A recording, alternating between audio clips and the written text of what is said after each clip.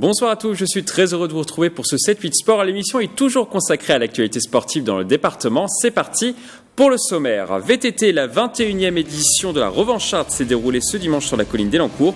160 participants ont dû s'employer sous la chaleur pour remporter la victoire. Tous les détails dans ce magazine. Rugby, c'est officiel, les équipes seniors du Sky et de Montigny-le-Bretonneux vont fusionner. L'équipe première évoluera en honneur. Nous recevrons sur ce plateau les deux présidents des deux clubs. Insolite, une équipe yvelinoise baptisée Titanic va participer au Red Bull Jour d'envol ce week-end à Lyon. Une compétition délurée où les participants doivent propulser leur ovni du haut d'une plateforme de 6 mètres. L'équipe sera avec nous dans quelques instants. L'actualité sportive de la semaine, c'est maintenant sur TV 78.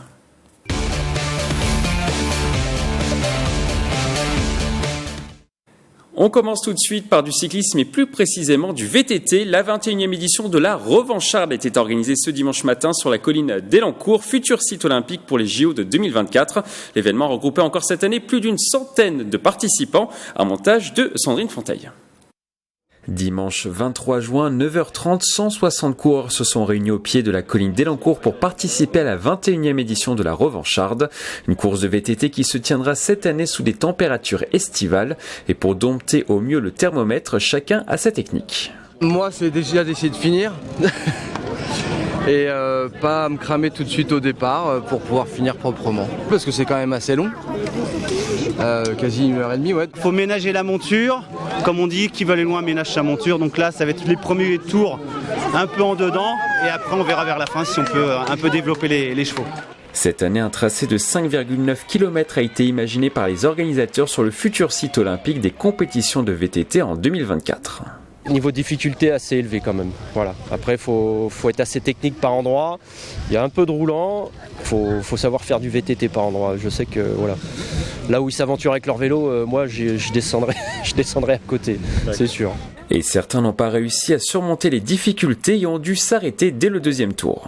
C'est super difficile hein. Et j'ai pas du tout la condition pour. Voilà, c'est tout simple, hein. Simplement ça. Je serais déçu si c'était sur une casse, mais là c'est pas le cas. Lui a bien bouclé ses 5 tours. Nicolas Dimet de Givres-sur-Yvette remporte cette édition. Hugo Parmentier qui est parti devant, qui avait 20-30 secondes d'avance. Et ensuite avec Cédric Chartier, on est revenus tous les deux petit à petit. Et voilà, ensuite on a fait le petit groupe de 3 et ensuite on s'est attaqué juste dans la fin, la dernière bosse. En parallèle, l'événement a permis de récolter près de 2500 € en faveur des orphelins des sapeurs-pompiers. Rendez-vous l'année prochaine pour une nouvelle édition. On continue par du baseball. Contre-performance pour les Cougars de Montigny-le-Bretonneux lors de la première journée des playoffs de première division. Les Ilmontins se sont inclinés lors de leurs 2 matchs contre Rouen. Le score 4-2 dans la première rencontre et 11-3 dans la seconde partie.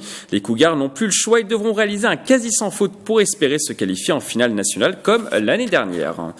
On va maintenant sortir les ballons ovales. C'est désormais officiel, les équipes seniors de Montigny-le-Bretonneux et du Sky Rugby vont fusionner. Les deux présidents des deux clubs, Jacques Moreau et Lionel Garrigue, sont avec nous sur ce plateau pour nous parler de cette fusion. Bonsoir. Bonsoir. Alors je vois que vous avez le sourire, monsieur Moreau. J'ai le sourire parce qu'on est en train de construire un beau projet. Nous avons réussi à lancer cette fusion qui était dans les tuyaux depuis longtemps mais sans jamais se faire et donc c'est maintenant certain, c'est acté. Nos équipes seniors, mais pas seulement, nos équipes juniors et nos équipes cadets vont jouer sous le même maillot dès la saison prochaine. Depuis quand à peu près vous l'avez imaginé cette fusion, Lionel ? Personnellement en 2009-2010 lorsque le Sky Rugby a été créé. Je crois que tu avais été approché, Jacques. Mais nous sommes deux clubs qui avons vécu nos parcours respectifs, deux clubs amis. Dans les années d'ailleurs 2013-2014, je pense, on avait fait une entente en cadet junior qui nous avait ramené d'ailleurs 2 titres de champion de France UFOLEP à cette époque, donc il y avait quelque chose déjà donc qui ça germait. Peut fonctionner. Et ça peut fonctionner, et ça va fonctionner, c'est évident. Et ce mariage, du coup, comment ça va s'articuler ? Expliquez-nous, Jacques. C'est relativement simple sur les catégories que j'ai citées, c'est-à-dire les seniors, donc l'équipe première du club, les juniors, les cadets. Il y aura une seule équipe. Donc, si on parle des seniors, donc nous allons évoluer en division d'honneur, qui était le niveau qu'occupait le Sky Rugby l'année dernière. Donc Montigny, le Bretonneux disparaît complètement. Montigny-Bretonneux disparaît complètement. Au niveau senior. Montigny-Bretonneux a abandonné sa place en promotion d'honneur. Nous avons failli monter en honneur l'année dernière, mais nous ne l'avons pas fait. Donc il y aura une seule équipe, ce qui laisse quand même présager de bonnes choses avec une équipe qui s'était maintenue sans difficulté, le Sky Rugby en honneur, et une équipe qui avait failli monter en honneur l'année dernière. On est raisonnablement optimiste sur l'année prochaine, sans se mettre des ambitions démesurées, mais on a surtout des joueurs qui ont joué ensemble quand ils étaient cadets juniors, c'était ce que disait Lionel, et qui ont une grosse envie de recommencer à jouer ensemble. Il y a une certaine cohérence dans cette fusion ? Oui, il y a une cohérence, les choses doivent se faire, elles devaient se faire. C'était peut-être un peu plus lent qu'on ne l'imaginait, mais par les temps qui courent, le rugby est un petit peu en difficulté globalement au niveau de la France, et les effectifs se rétrécissent un petit peu, donc oui, il y a une logique. Lionel Garrigue, Jacques parle de nécessité, c'est bien ça ? De nécessité, oui, parce que, comme Jacques le dit, le rugby est un petit peu en difficulté en France, avec une perte d'effectifs. Vous n'auriez pas pu continuer dans cet état ? Je pense qu'on aurait pu continuer, mais avec des vraies difficultés. Ça, il faut être effectivement tout à fait réaliste. Je pense qu'on a terminé la saison avec un groupe de 34 joueurs, 35 joueurs. Pour faire 2 équipes, c'est impossible. Si on se projette, c'est impossible de faire vivre des clubs avec un effectif aussi réduit. Au niveau national, on a perdu entre 10 et 15% selon les régions. C'est compensé par les féminines, qui heureusement marchent bien au niveau national. Et là, je pense qu'effectivement, c'était une opportunité et qu'il fallait la saisir maintenant. C'était l'occasion ou jamais, je dirais. Même si d'autres personnes, je pense, souhaitaient le faire de manière encore plus étalée, plus lente. Il fallait le faire cette année. Il y aura combien de joueurs, du coup, la saison prochaine en senior ? On a du mal à préjuger du chiffre. Si on regarde nos effectifs actuels, je pense qu'on peut imaginer qu'on aura plus de 70 joueurs. Je le pense. Avec l'effet d'aubaine qui va sans doute apparaître pour certains joueurs. Je pense qu'effectivement, il y a des gens qui vont adhérer à ce projet. Qui dit plus de joueurs, dit peut-être également plus de qualité également dans l'effectif. Jacques Moreau. Numériquement, forcément, on a 2 équipes. On aura la crème de la crème, si je peux dire. On a 2 équipes qui étaient finalement un peu proches l'une de l'autre, l'une en milieu de tableau d'honneur, l'autre en tête de tableau de promotion d'honneur. La grande équipe l'équipe qui va bénéficier le plus de ça, c'est l'équipe réserve. Puisque l'équipe réserve était en difficulté au Sky Rugby, elle était en grande difficulté chez nous, puisque nous avons fait forfait général en cours d'année, des joueurs qui ont beaucoup souffert, et là on va avoir une vraie concurrence en première, qui va amener des joueurs de qualité en équipe réserve, et je suis convaincu qu'on aura, je ne sais pas ce qu'on aura en équipe première, mais je suis convaincu qu'on aura une très belle équipe réserve. Et qui va guider, du coup, cette équipe senior ? Je vais te laisser, Jacques, présenter les 4. Moi, je peux livrer. Il y a 4 entraîneurs qui sont d'ores et déjà désignés et au travail, il faut le citer. Donc, ils proviennent des 2 clubs, Donc, il y a Thomas Payen, ancien entraîneur du Sky Rugby, et il y a les 3 entraîneurs qui étaient en poste à Montigny, c'est-à-dire François Margueret, Cyril Murier et Xavier Mitoire. On veut vraiment mélanger Montigny-Bretonneux et le Sky Rugby. Voilà, donc on a un groupe qui s'inscrit dans le mélange, et un groupe très motivé, et on a honnêtement sur le plan technique un très beau groupe d'entraîneurs pour le niveau où on va évoluer. Au niveau de la présidence, ça va se dérouler comment ? Nous avons acté une coprésidence. Quand je dis nous l'avons acté, c'est que nous l'avons inscrite dans les statuts, pas de manière définitive. Ça peut très bien effectivement s'interrompre un jour, lorsqu'il y aura saturation pour l'un ou pour l'autre, pour d'autres personnes. En tout cas, c'est une coprésidence. C'est pareil, le bureau est équilibré. On a tenu à ce que chacun des 2 clubs fournisse un secrétaire, ou en l'occurrence, ça sera une secrétaire générale, que je connais très bien puisqu'il s'agit de mon épouse, un trésorier qui est fourni par Jacques Moreau en la personne d'Emmanuel Moreau, et puis Pierrevaux, pardon. Et puis un secrétaire adjoint qui provient de Montigny-le-Bretonneux, tandis que le trésorier adjoint sera Thomas Payen, qui exerçait déjà les fonctions de trésorier l'année dernière au Sky Rugby. Donc il n'y a pas de gros bouleversement, si je comprends bien. Non, au contraire, un équilibre serein entre les deux clubs. Au niveau des joueurs, comment ils ont réagi, ces joueurs ? À Montigny-Bretonneux, comment on a réagi ?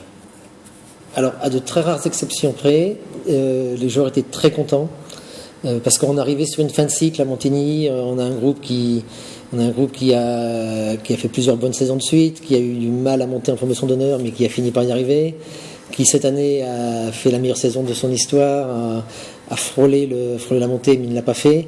Mais avec un groupe restreint, je pense qu'on était au maximum de ce qu'on pouvait faire avec ce groupe. Finalement, le groupe n'était pas assez nombreux. Et là, la perspective de jouer avec des gens dont la plupart se connaissent, enfin, beaucoup de ces joueurs, s'ils n'ont pas joué ensemble quand ils étaient cadets ou juniors, ils se sont fréquentés au lycée. Enfin, moi, j'ai été très étonné. On a fait une réunion avec les deux groupes de joueurs. À 80%, ils se connaissent. Et donc, ils sont enchantés, c'est vraiment le terme, ils sont enchantés de jouer ensemble. Et même les très rares, un peu réticents au début, parce que c'est vrai que c'est la fin d'une histoire. Quand on vous annonce ça, on dit c'est la fin du club. Non, c'est le début d'autre chose. Et même ces gens-là, ça y est, ils adhèrent au projet. Et je suis convaincu que ça va bien se passer. Et le club, la structure va se doter d'un nouveau nom. Est-ce que vous pouvez nous le présenter, Lionel ? Oui, ça n'a pas été très, très simple. En fait, il fallait, au nom d'une certaine équité, il fallait trouver un nom neutre, en fait, tout simplement parce que, d'une part, le Sky Rugby ne pouvait plus, vis-à-vis de Plaisir, qui est dans la ville nouvelle, par exemple, revendiquer le titre de club de Saint-Quentin en Yvelines. Et puis, d'autre part, dans Sky Rugby, on ne pouvait pas appeler non plus Sky Rugby Montigny, puisque Montigny, effectivement, toutes les villes sont effectivement contributives à l'effort. Donc il a fallu trouver un nom neutre. Il n'est pas très joli, mais on s'en fiche un petit peu. Ça sera URC 78, Union Rugby Centre 78. L'important, c'est que chacun y trouve son compte et qu'on reste représentatif du rugby saint-quentinois. Et ça, nos élus peuvent en être convaincus. Et tant que le club gagne, c'est le plus important. Je crois que c'est effectivement la finalité. Merci à tous les deux d'être passés sur ce plateau. On vous souhaite beaucoup de bonheur dans ce nouveau mariage et on a hâte de voir les joueurs sur le terrain au mois de septembre. Golf à présent, nous vous en parlions la semaine dernière d'après une étude. La Ryder Cup 2018 qui s'est déroulée au Golf National de Saint-Quentin-en-Yvelines en septembre dernier aurait boosté l'activité économique de la France à hauteur de 235 millions d'euros pour une semaine de compétition. Les revenus concernent à la fois les restaurants, les hôtels, les transports, une première réussite pour une Ryder Cup sur le sol français qui donne envie aux instances françaises d'organiser de nouveau cette compétition. On écoute le DTN du golf français, Christophe Monieza. Pour ce qui est de la Ryder Cup, il y a un processus de candidature et on sait, pour être passé par celui-ci, qu'il est assez long et complexe et que la prochaine fenêtre de tir, ce ne sera pas avant 2026, voire 2030. Donc oui, on est très clairement motivé pour candidater de nouveau à l'accueil de ce type de compétition. Nous allons parler football et du Paris Saint-Germain. Le club s'installera bien à Poissy. Tous les signaux sont en vert pour le futur campus. Un avis favorable a été officiellement émis par les commissaires enquêteurs après 2 ans de concertation avec les partenaires et les habitants. Le projet prévoit la création d'une quinzaine de terrains d'entraînement, l'hébergement pour les joueurs professionnels et les jeunes, ainsi qu'un stade de 5000 places. Coût total de l'opération entre 250 et 300 millions d'euros. Les travaux commenceront à la rentrée pour une livraison au premier trimestre 2020. Un mot à mercato à présent, c'est l'un des transferts records de cet été. Ferland Mendy vient d'être transféré de Lyon au Real Madrid pour un chèque de 50 millions d'euros, une somme qui devrait profiter au FC Montois 78. Le club yvelinois va récupérer 0,5% de la somme, près de 240 000 euros. Ce pourcentage représente l'année de formation que le latéral gauche a passé au club entre 2012 et 2013 en catégorie U19. Une somme qui pourrait aider dans les prochaines années le club de National 3 rétrogradé par la DNCG le mois dernier. Football toujours, la Coupe d'Afrique des Nations a débuté vendredi dernier en Égypte. Elle réunit les meilleures sélections africaines dans les Yvelines. Une CAN locale et amateur a vu le jour pendant le mois de juin à Mantes-la-Jolie. Les habitants se sont affrontés selon leurs origines. La finale de l'événement s'est déroulée la semaine dernière et a attiré près de 3000 supporters dans le Val-Fouré, comme vous pouvez le voir sur ces images. C'est finalement la République démocratique du Congo qui l'a emporté 2-1 face au Sénégal. Une nouvelle édition devrait être organisée pour la prochaine Coupe d'Afrique des Nations. Direction à présent le club de football de Trappes. L'annonce est tombée ce week-end en assemblée générale. Mustapha Larbaoui a décidé de quitter la structure après 16 années passées au club, dont 14 à sa présidence.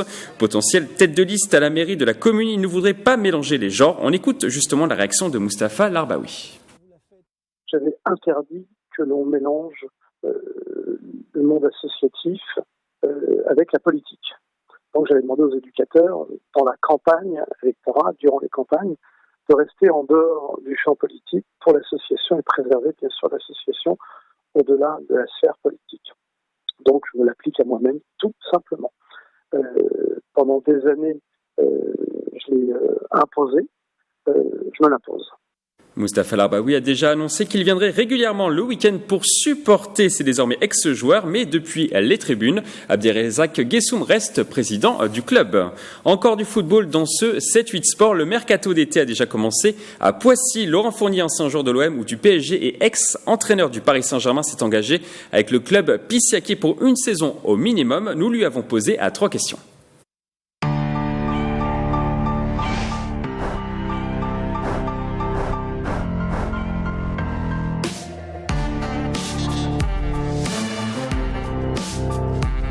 Ma vie, parce que c'est ce qui m'a permis de grandir, de m'épanouir, de gagner des trophées et d'être bien dans sa peau. C'est compliqué à répondre à cette question, mais je vois le football en pleine progression financièrement pour les joueurs. Mais manque de spontanéité, manque de créativité. C'est bon de retrouver des joueurs comme Mbappé qui recommencent à faire rêver. Toute ma carrière. Je crois que j'ai commencé à l'âge de 15 ans, j'étais avec des grands garçons et j'ai fini à 34 ans, 20 ans de carrière. Après, il y a les championnats avec Paris, avec Marseille, les Coupes d'Europe avec Paris. Toutes ces victoires avec ces bandes de potes, c'est la solidarité qu'il y avait à l'époque dans toutes les équipes où j'ai joué. On continue à parler football, on va prendre la direction de Magny-les-Hameaux. Pour la 6e année consécutive, un tournoi amical en hommage à l'ancien capitaine du club Franck Klimko s'est déroulé samedi au stade Jacques-Anquetil. Le rendez-vous a réuni 10 équipes venues de l'Île-de-France, dont les clubs de Jouan-Josas et Montigny-le-Bretonneux présents depuis les débuts. On écoute les réactions au micro d'Aurélie Ronze. Ça nous a pris un peu de temps pour organiser le tournoi, mais ça fait, on a mis 4 ans à peu près à avoir cette idée. Et du coup là, ça fait 6 ans qu'on pérennise le tournoi et je pense que vu le monde qu'il y a aujourd'hui et vu comment ça fonctionne chaque année, ça a l'air de bien marcher du coup. Déjà c'est pour rendre hommage à la personne qu'on connaissait, à Franck Klimko et revoir des amis qu'on ne voit pas tout le temps et passer une super journée ensoleillée en plus. Après une journée de compétition, c'est finalement Fontenay-le-Fleury qui remporte le tournoi pour sa première participation.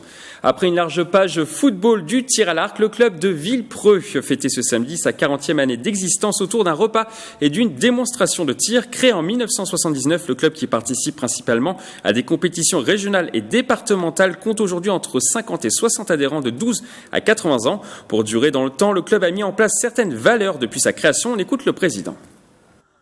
On a quelques valeurs qui sont la transmission de la connaissance, donc on est beaucoup dans l'accompagnement, dans la formation, donc ça c'est une des valeurs. Ensuite la discipline et l'exigence, parce que faire du tir c'est un loisir, c'est du plaisir, mais c'est aussi beaucoup de pratique, beaucoup d'exigence en termes de pratique. Donc le mot discipline prend vraiment toute sa dimension. Et puis il y a le respect. On passe maintenant à notre page agenda.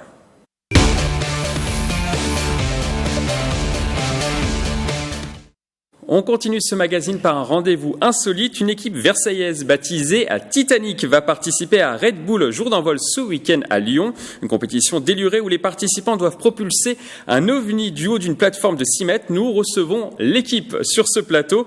Emmanuel, Alexis et Laetitia Rocher ainsi qu'Arthur Biton. Bonsoir. Bonsoir. Alors, est-ce que vous êtes prêts, Emmanuel ? Je vais laisser la parole à Arthur parce qu'il est un peu plus volubile que moi, donc il va pouvoir vous présenter. Déjà pour vous présenter un peu plus globalement, on représente une chaîne qui s'appelle Nos Fins de Semaine. C'est une chaîne YouTube avec qui on fait des projets un peu techniques filmés en forêt, genre tyrolienne, saut pendulaire, etc. Et forcément, arriver sur un événement qui apportait un petit peu plus de fraîcheur dans notre chaîne était très intéressant pour nous. Et du coup, voilà, on a décidé de se lancer là-dedans. Alors on voit justement, on a vu les images du Titanic. Comment vous l'avez conçu, Emmanuel? Et ben alors déjà on a pris surtout des palettes en fait qu'on a désossées et après on a acheté ce qui sert de tôle en fait pour les fixer dessus. Et en fait c'est beaucoup de récupération. On les a trouvés sur la route et du coup ça nous a pas coûté très cher, 200 € environ. Et puis après on a mis la peinture, c'est tout simple. Hein. Après ça prend un peu de temps mais ça a pris une ambiance conviviale quoi. On a pris 3 semaines environ. Et tout le monde a travaillé sur le projet, Laetitia? Moi j'ai une tâche plus personnelle, je m'occupe des déguisements parce qu'il faut des déguisements pour la chorégraphie. La chorégraphie, c'est-à-dire au début, sur l'événement, on est une équipe de 4 donc. Moi, je fais pas partie de l'équipe, mais je serai dessus, à côté. Et en fait, ils sont tous déguisés, ils font une sorte de chorégraphie et ils poussent le Titanic dans l'eau. Et moi, du coup, je m'occupe de la partie déguisement et chorégraphie. Et ces déguisements, ils ressembleront à quoi? C'est des déguisements d'iceberg. On ne dit pas, c'est secret. Par rapport au Titanic. Forcément. Ça, exactement, pour faire référence au fait que le Titanic est percuté l'iceberg. Et du coup, comment ça s'est passé? Il fallait envoyer un dossier de candidature, c'est ça? Oui, alors c'est surtout Manu qui s'en occupe, mais il y a un dossier. Il y avait une centaine de personnes qui ont demandé à faire une inscription. Et puis il y a une quarantaine, 34 équipes qui vont participer. Et même parmi ces 34 équipes, on va être suivi par W9 parce qu'ils ont bien aimé notre projet. Et du coup, voilà, on est suivi par beaucoup de télévision. Et est-ce que c'est une fierté aussi c'est une grande fierté. Je pense de participer parce que c'est la première fois en 10 ans que ça revient en France. C'est une grande fierté. Et puis je pense qu'on a plus d'une corde dans notre sac. Donc je pense qu'on peut gagner, on peut avoir un prix. Et je pense qu'on a nos chances, quoi. Voilà. Et pourquoi le Titanic, justement? L'idée est quand même. Vous avez deux prix un prix un peu technique et un prix de créativité. Et on a préféré miser sur la créativité plutôt que sur nos compétences en tant qu'ingénieur. C'était plus facile et plus rigolo pour nous de faire ça tous ensemble. Et ce sont des notes sur 10, c'est bien ça? Ce sont des notes sur 10. Et du coup, l'objectif, c'est d'aller le plus loin possible. Enfin, la logique voudrait que votre engin aille le plus loin possible. Je pense qu'on vise plutôt le salto avant que les 50 mètres, mais voilà. D'accord. Et pourquoi? C'est la gravité? Vous avez mis, je crois, les pilotes à l'avant, c'est ça? Exactement, oui. En fait, on voulait représenter la fameuse scène du Titanic où il y a justement Rose et Jack qui se tiennent. Et du coup, le pilote est à l'avant, dans la logique de la scène. Et du coup, au niveau de la gravité, c'est pas top, quoi. Ce qui est amusant dans notre projet, finalement, c'est qu'on est à peu près certain que ce sera un échec.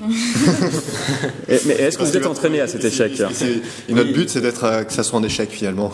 Mais est-ce que vous êtes entraîné à cet échec? Faut demander au pilote parce que c'est lui qui va prendre les plus grands risques. C'est lui qui est poussé.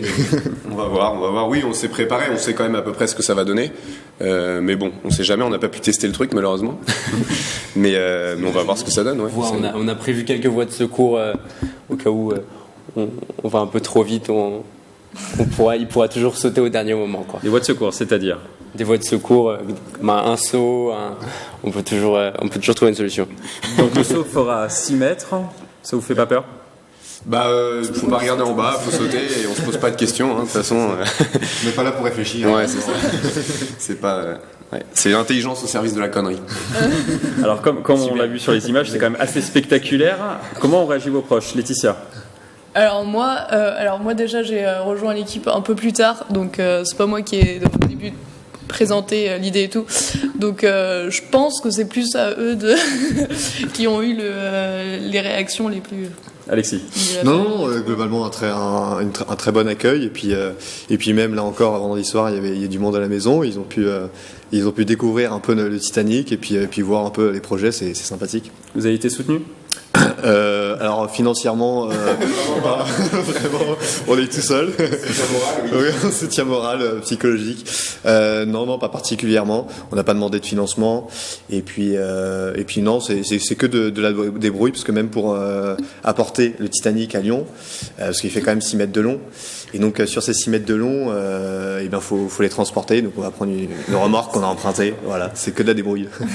Qu'est-ce qu'on peut vous souhaiter? Ça sera ma dernière question. Bonne chance. Un bel échec.